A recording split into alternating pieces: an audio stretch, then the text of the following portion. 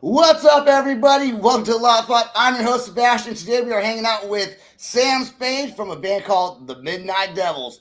Let's go. What is up? How are you doing, man? It's great to be here. Oh, boy!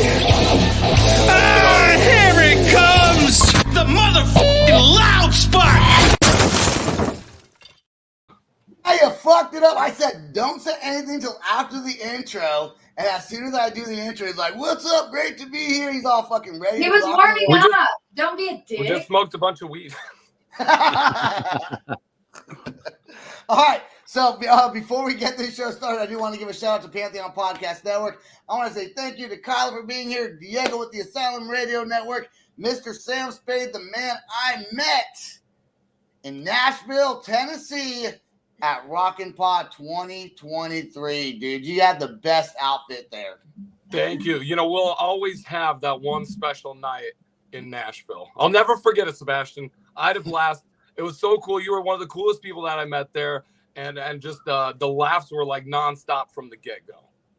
Dude, you know, it's when I watched the video I made, the man on the street thing in Nashville, I always go back to your part where I put the microphone near your balls. And you say, what do you say? There's a lot of reverb coming out. There's a lot of feedback. Feedback, yeah, a lot of feedback. I got a low-end feedback cutting in here. You got to dial it in real quick.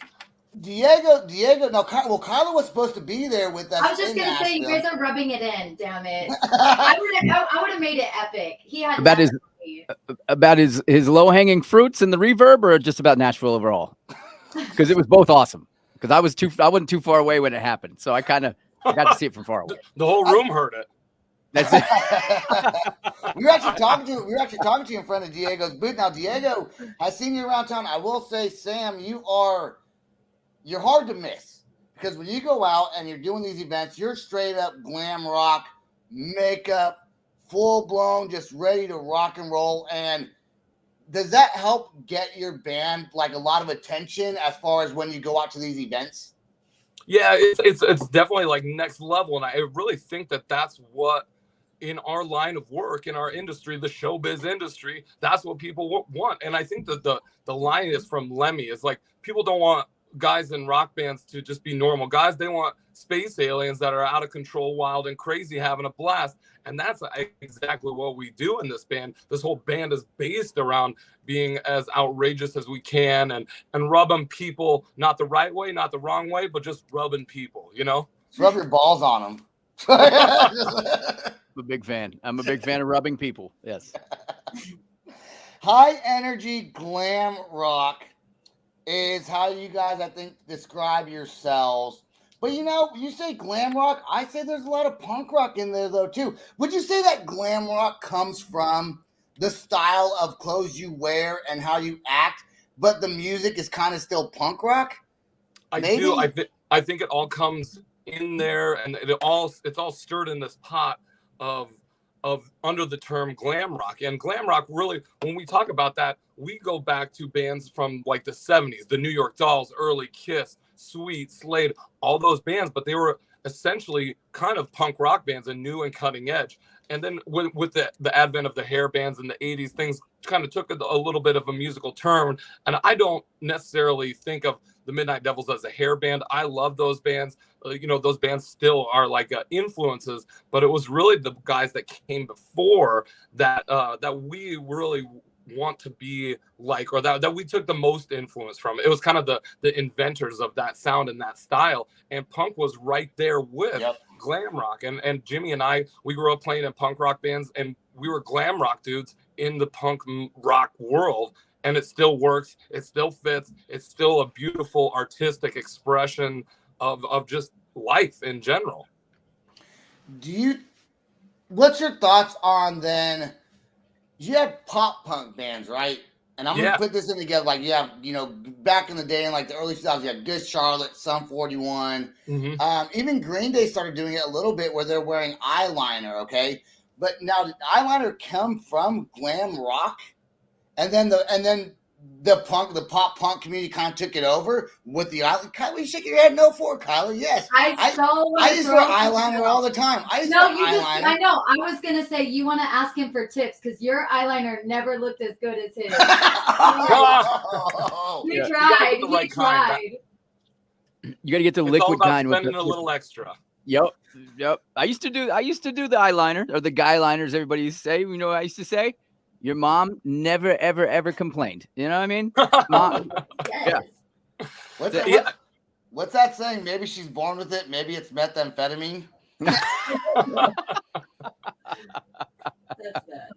No. Let's go with your fuck. What I ask you about? Oh yeah. Do you think that pop punk kind of derived from glam rock or picked up the style from glam rock anyways?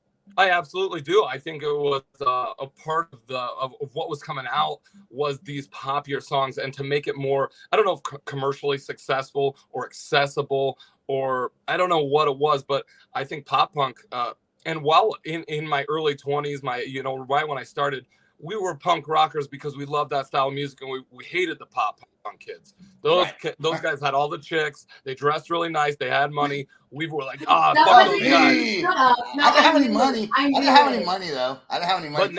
Kyler knows me from back then.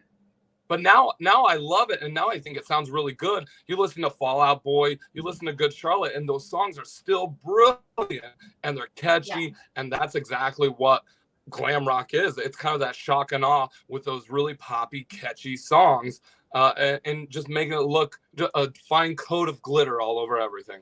Yes, glitter on everything. Everything. Kyler puts glitter on her shit, probably. See, what? Dude, I don't know why I said that. I do. Fuck you, Sebastian. We have bottles of it. We just the whole thing. It's like you're a blow bang of glitter. The bukkake of glitter. I want to join that party. Yes. That sounds like so much fun. Yes. Remember when there was a whole pop, and you kind of brought it up, pop punk versus like real punk. I think the first band to really kind of cross over was Rancid. Even though they were pop punk, people were pissed off because they had their song, was it Fall Back Down or Ruby Soho? No, those ones. No, it was a music video they did with Good Charlotte. Good Charlotte wasn't, and maybe it was a Fall Back Down. Maybe it was that song. Yeah, you're getting the Red Hot Moon. Okay, so Good Charlotte was in the music video, and I remember Rancid getting so much backlash. Say you guys are sellouts, you're sellouts. But at what point are you not sellouts when you have so many fans already, anyways? Yep. And then just trying to grow your fan base, right? And I'll tell you this: there's something to be said. I'm a DJ. We're going to the strip club in just a few hours to go play this music. And Fall Out, or was it Rancid? While I love that band, a great rock and roll band, I don't even know if I consider them a punk rock band anymore. Right. Rancid sounds great, but you put on Good Charlotte, and every person knows every lyric to every song. And I play it every night. And there's something to be said about that, man. Like, it's not wrong. And I don't see it. I think my viewing back in the day was a little different. It was us against the pop punk kids or the emo kids. But now I go, man, it's just great tunes, and it gets people excited. Dude, it changes as you get older. I was always I like pop punk, but I like regular punk also. But I was kind of a more metal guy growing up. I was just a poser, dude. To be honest, I just liked the style and to flirt with women. So I wore the eyeliner. I used to have hair, and I'd have a mohawk. And back in the day, first of all, Sebastian, I like the color of your shirt. And for a minute, I thought you were doing the interview without your shirt on, and I was like, bravo, the shirtless interview. Beautiful. No. So at the uncomfortable. If I was like ripped, and I had muscles. Oh, you know what? You couldn't wear. Did you have to wear pasties? I didn't. In Nashville. No. You didn't have to, but you weren't allowed to take your fishnet off either, right? Nobody said anything. No one said anything to you, because in Nashville, if you're dressed with makeup on, isn't that considered drag, and isn't that illegal? Isn't there some law about that in Nashville? It's a little more than that. I think you got to have a more combination. He didn't have the quite right combination to get picked up. We would have stopped it before it happened. Yeah, close, but not there. Yeah, that's but it Were is. you That's a wearing thing. pasties? That's a thing I here in am. Nashville. All of Tennessee, actually, not just Nashville. It's all of Tennessee. Way to stand up. Kyla, you're wearing pasties right now. Yeah. Is that what- do you wear those on a regular basis? Do you wear those on a regular basis? Yeah, because I don't like to wear clothes. So just paste them up. It's hot. Not a bad idea. I wonder if I could get away with that. Just wear pasties only, no It's t-shirt. amazing. You can get away with that. I mean, well, not at your work probably. Why do you nip? Are you a nipper when you get cold? Are you like being? Oh, big time. I could cut glass. You definitely know what time that the turkey's done if it's cold outside for me. Yeah. Both blink, blink, turkey is done. That's it. That's good to know. Now you know. I'm glad we know. I'm glad we all shared this I'm moment. always going to remember that. I know what I'm going to get you in your stocking. That's it. See, Sam, this is what you get when you get on a real episode of the Loud Spot instead of just a man on the street thing. What is your favorite song to play at? We're gonna talk about your band here in a second. That's what you're here for. Sure. We're gonna play your song also, but I do got to ask you, since you are a DJ at a strip club, has your music changed as far as what you like besides just pop punk? And what's one of your favorite songs for a stripper to dance to while you're working? Not that you're paying attention because you're busy, but just one that you like to listen to.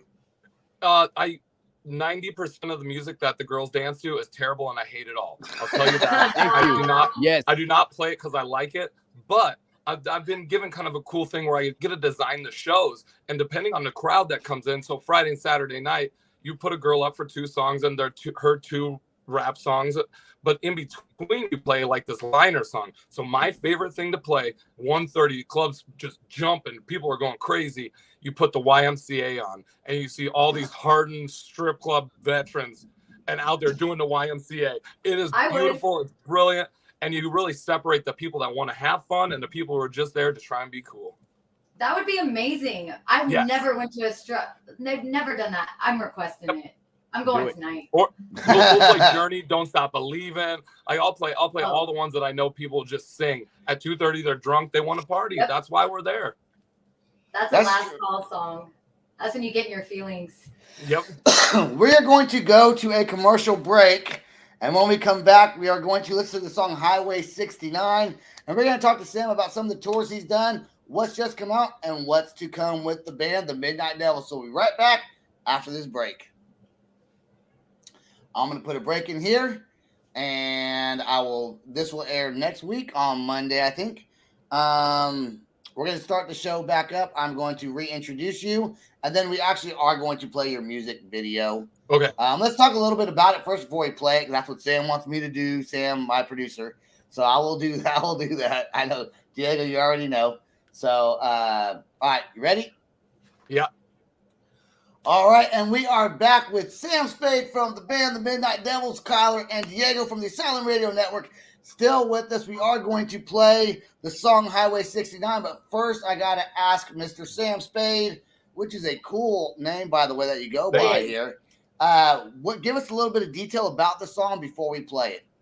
Highway 69 was a song that we put together for this our current record that we're just finishing up the tour cycle. It's been about a year and a half. We released the record almost a year from now, but we had been touring on it prior. This song came about, we were on the road with I believe the Choir Boys. Weird enough, I'm wearing the shirt. Strange. Right on. Shameless plug for those guys. It was our first big tour. And we're like, oh man, we're on the road with our heroes. This is amazing. Like, I watched these guys when I was 16 on like the Monsters of Rock playing at Donington on a VHS, and now we're hanging out with them.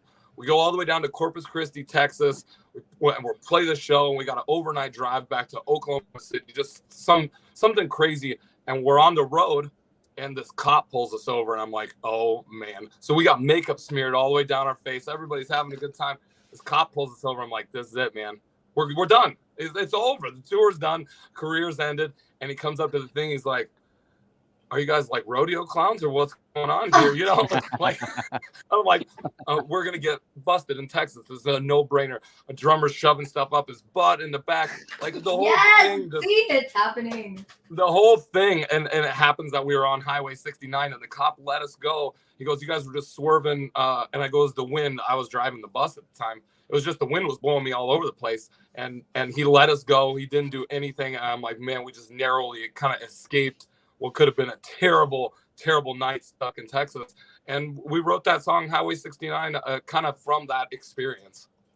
Right on, man. And you know what's cool about it? We're gonna play it. It's a cartoon music video. And I want to say this before I play this song. When I first started this podcast 2.5 years ago, it was this kind of music that I missed listening to that made me motivated to start the podcast. I heard the song before you came on here tonight, and it reminds me of kind of thrashy punk, underground, just have fun and fuck it kind of music. Yeah. And that's the kind of music that generates I like metal also, because especially doing the podcast, I love it now, but this goes back to my roots of when I first started the show. So I love it. So we're going to play it right now. And this song is called Highway 69. Here we go.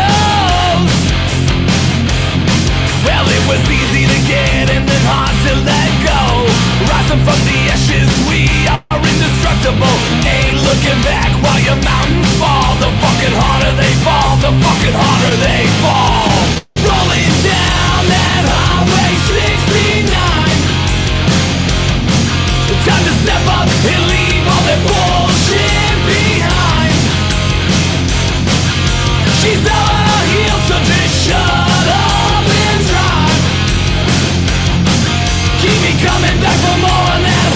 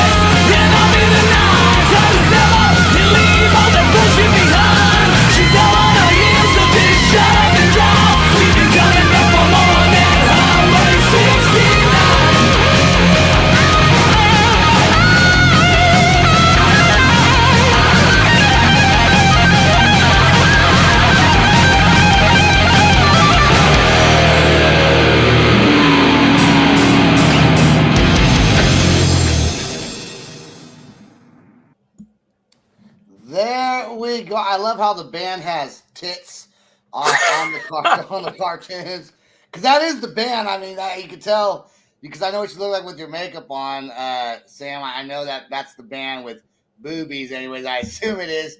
Diego, I want to ask you though, dude, bro, what'd you think of those solos, man? I love boobies.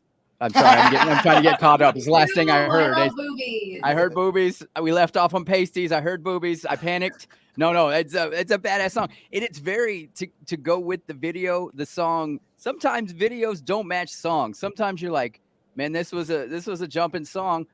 Why is that man chasing that dog down the river? This song, however, matches the video. The solo was badass. Song's badass. I love it. I love the aesthetic. I love everything. Just how you guys are put together, I guess. Thank you. Boobies, in case I didn't mention that. Thank you. That was the whole idea. The whole idea was, I go, man, with these characters, we can really do whatever we want. And we were such a big fan of great images in bands, you know, like the Misfits and stuff like that. Were so good at creating an image and really going with that. I go, well, with this, we can do whatever we want. Let's turn ourselves into super smoking hot chicks. And nobody's going to question it. I mean, we can do whatever we want, and we can write the story and create these characters and just make it look really cool. So people are like, I get it. I understand. I don't know why you guys turned into chicks, but I like it. No questions asked. I wasn't complaining about cartoon titties. It's fine. It's not my thing, but I wasn't going to complain about it either. You know, I'm taking that as a compliment. You're complimenting my personal cartoon titties. So thanks. Hey, did you draw that? Your cartoon character, but who drew that? Did you draw that also or no? No. I wrote the video. I wrote the script, and we have an amazing art designer. Her name's Livy, and she kind of gets behind all of this and really puts her spin and makes something really cool out of the ideas I give her. That's awesome, man. All right, let's talk about the Midnight Devils a little bit. You guys have played from coast to coast. Is that accurate here in the United States? Absolutely, yes. And you've done a European tour. We did our first one, yeah. Yeah, we did 30 days from November to December, opening up for Enough's Enough in 10 different countries across Europe. It was our first time. It was my first time out of the country. Our first European shows, and it went so much better than I ever even anticipated. Putting it together was a nightmare, but now we know how to do it, and we're just like, man, that works so well. Let's keep doing this. Let's do this every year. And it's a brilliant. People love the music. Europe's a whole nother level. Yeah. So when you go to do a European tour, I would assume you either got to save up money for it, or you hope to make your money back while you're on tour. Because that's expensive. Did you have to fly all your equipment out there, or did you just buy new equipment down there, or what? All you do is you fly with your guitars and your merchandise and your clothes, and you hook up with other bands, or we'll line up backline and travel with people local to the area, and they'll just drive us around, and we'll kind of share backline and make it work on a budget. So there's no gear transport. You just kind of go with what you have and hope for the best. I bet you guys put on such a good show that you sell out of merch. In my head, you guys are sitting there. Merch. In my head, you guys are sitting there humping your guitars and acting like you're sucking each other's dicks while you're playing rock and roll. Yeah. And then all the girls are like, we want to buy their merch. We really pride ourselves. And I come from the Kiss school of thought, and I'm such a huge Kiss fan that we make incredible merch. We want to make stuff that we would wear ourselves, that we know that our fans would wear. So everything's like really intricate artwork on like the softest t-shirts you can possibly buy. There's shot glasses and koozies and devil horns. And we just came out with the brand new vinyl, actually. Oh, shit. Check it out. Something I forgot to tell you. This just came out a couple weeks right before the tour started. Hold it still for a second because you're a little blurry. Hold on. Keep it right there. There we go. To the camera, adjust to that. Perfect. Okay. Hell fucking badass, man. Hell yeah. You know what? I'm not even bullshitting you. I have a laptop upstairs, my work laptop. Okay. I have a Midnight Devil sticker on the laptop just because the sticker is that cool. There's 3 stickers on it. There's the Midnight Devil sticker. I have a Loud Spot sticker on there. Then I have some horror guy, actor guy that I thought was a cool sticker named Vlad. Those are the 3 stickers. But the Midnight Devil, the Loud Spot's cool also. But the Midnight Devil sticker. I love having your face cool. on my laptop. Every time I open it, I'm like, there he is is. my sticker on your laptop too, Kylie? Yeah, it's right here actually. Oh, I have good, it like in see? 2 places. Don't you just love it? You wake up seeing me in the Every morning. day I'm like, here's this fuck. We actually have those stickers from Rockin' Pod. Somehow we ended up with like 3 or 4 of them. They were just on. They ended up. I guess you guys were passing them out. They ended up on our merch booth, so we scooped them up with our own. And they are badass stickers because it's very. If I'm not mistaken, it's a pink devil with the tongue, and it's in the arch position, as I like to call it, the arch position. It's very we stole badass. that idea from Chris Farley, the Chris Farley SNL sketch. Yep. And we ended up doing a cover like on the backside is Working for the Weekend. So we did a cover of Working for the Weekend for the record, and it all kind of turned out with Chris Farley. And there's a video where we do like the striptease with my cousin, my cousin is the devil. He's the pink bastard, and he's like the 400-pound dude. We paint him up pink every show, and he comes out and he's like the character. He's like Eddie, from Iron Maiden. He comes out and harasses people in the streets and throws out $69 bills, and it's brilliant. And there's no limit to the creativeness. Like the story can just go on forever. That is so cool, man. You guys are going to Australia soon, huh? Yeah. So in 1 month, we just got back from a tour where we went from Nebraska all the way to Boston we saw the Atlantic Ocean and came back over 2 weeks, 12 states. And in 1 month from now, we're going to be making our debut in Australia, opening up for Donnie V, the original voice of Enough's Enough. But it'll be our first time there, 10 shows, 2 weeks. It's going to be very cool. Another thing that we're putting together is like, how do you take a band halfway around the world? It's very difficult, and there's a lot of moving pieces, but I think we're there. I think we're ready to do this. Dude, I think your live show has to be just fantastic. Music video is awesome. We're gonna get you off here pretty soon. I know. No, but wait, what is your signature move? You're sitting there saying, I want to know. There has to be something. The eyeliner, the hair, the outfit. Like, I'm digging the shirt. Like, that's something I'd wear. But like, you have to have a signature move on stage. Like, I know it. My signature. There's a lot of them, really. There's a ton. I got a whole thing worked out. Got a ton. But I mean, it's all. It starts as soon as we leave our dressing room, because it's like, we know as soon as we leave the dressing room, everybody that's in the bar is going to be like, I don't know what I'm witnessing right now. There's a bunch of guys wearing lingerie walking around here, like there's weed smoke billowing everywhere. It's just a complete utter chaos. Bombs. Yeah, from as soon as we leave that dressing room, and then it's like clothes are getting taken off, robes are getting put on, like that. I guess that would be my signature move. Is like, I'm a huge Ric Flair fan, so I thought, man, I need a robe. Yes. Yeah. So I bought this sparkly robe, and it's absurd. So it got hats and robes, and I'm singing in the audience, and it's really cool. The participation, you just don't get away from it, and nobody's got the balls to do it anymore. No, see, I would really love that. That's showmanship right there. Yeah. I mean, nobody's putting on. Go ahead. I said nobody's putting on pink lipstick and traveling the country, traveling around the world, and just doing it. The shit that we get from everybody. All these guys are this and this and this. I'm like, I don't even care. The proof's already there. We've already traveled. We've already seen it. Dude, you know what? When I used to wear eyeliner and sometimes I wear mascara, I'm telling you, guys would hate me, but their girlfriends would love me. And I think I wasn't trying to impress them. I was trying to impress their chicks. So it worked. I see. It worked. It did. Yeah, Truth. Yes. And everybody stays.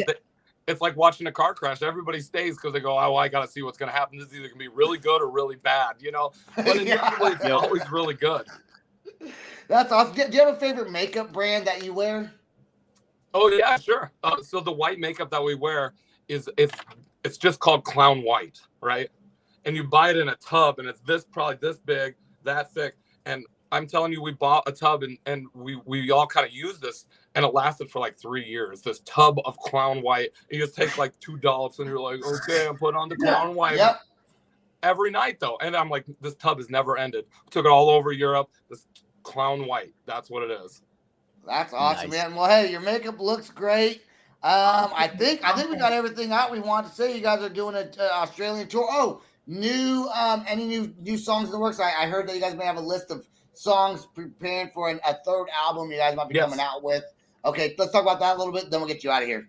Yeah, so that's the plan. Is when we got back from Europe, we did another tour down to Key West, and we had about 2 months off. And I said, you know what, our schedule is so busy with a return trip to Europe, with Australia, with a U.S. tour. We got to sit down and write this record right now. It's the only time where we're going to have. And so we sat there and we did our homework and stayed up every night writing the songs for what is going to be the third Midnight Devils record. Now, where that's going to go, I have no idea. When are we going to record it? Who knows? We'll cross that bridge when we come to it. The songs are there. They're kick-ass. They're funny. And they're all about real-life situations that have actually happened to us. And they're songs, I'll give you the names too. It's like To the Hard Way or like So Hard It Hurts. It's just... we don't like to take it as serious. It's got to be funny, you know. It's got to be. I knew you were going to stop that one. Enjoy. Go ahead. I want to hear what you have to say, Sebastian. Go. Well, no, I was thinking that In Too Deep. Isn't it like a rap group or something though? Yes. Yeah. But that's a whole different meaning. My favorite is Go ahead. Left Leaning. That's the new one. Left Leaning. When my dad went to the smoke shop and never came back. Yeah. Wait, no. Oh, that's just me. My bad. Why are you talking about my childhood? That's my bad. That's my bad. Yeah. I'm not gonna go on air. I trust. When my uncle taught me karate in the garage, and I woke up with back pain. Yeah. It's Carl, that wasn't my childhood. That was mine. My family wasn't about that. We're white trash. We were at the trailer park. Okay. We were at that kung fu stuff. Okay. I want everyone to go check. On that note, I do want everyone to go check out the Midnight Devils. Mr. Sam Spade, thank you for joining us. I want you to stay right there till after the outro song plays. If you will, please. I want to thank all of our listeners. Kyler, thank you. Diego, thank you. Sam, of course, thank you again. Sam could not make the show tonight. He's out on the road with bad Wi-Fi. Pantheon Podcast Network. If you're still watching this, I forgot to mention earlier, subscribe to our YouTube channel. Hit the notification button and check out the Midnight Devils. That's all the time we got. Peace out, rock on, much love, and Sam, stay right there. This is the Loud Spot outro by Nothing Short of Tragic. Is this all talk with no action? No. Is this my thoughts with distraction? No. Is this what I bought that's in fashion? Or is this the Loud Spot with Sebastian? Yes. Does Nothing Short of Tragic have his back again? Yes. Does everything that's good really have to end? Yes. A pimp host has to pimp show, so to get more episodes, make an order, this is over.